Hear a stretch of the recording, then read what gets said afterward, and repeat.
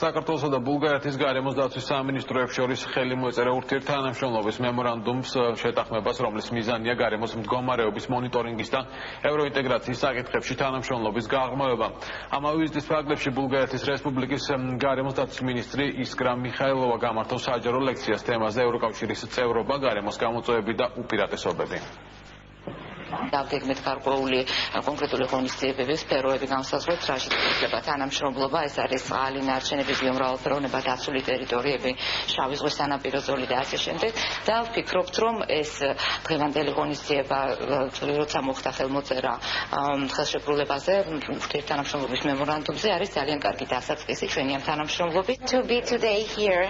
მოხარული ვარ, რომ ვიმყოფები შეხვედრაზე საქართველოს გარემოსა და ბუნებრივი რესურსების დაცვის მინისტრთან, ქართველ კოლეგასთან ერთად განვიხილე გარემოს დაცვითი საკითხები და გავუზიარეთ ერთმანეთს გამოცდილება.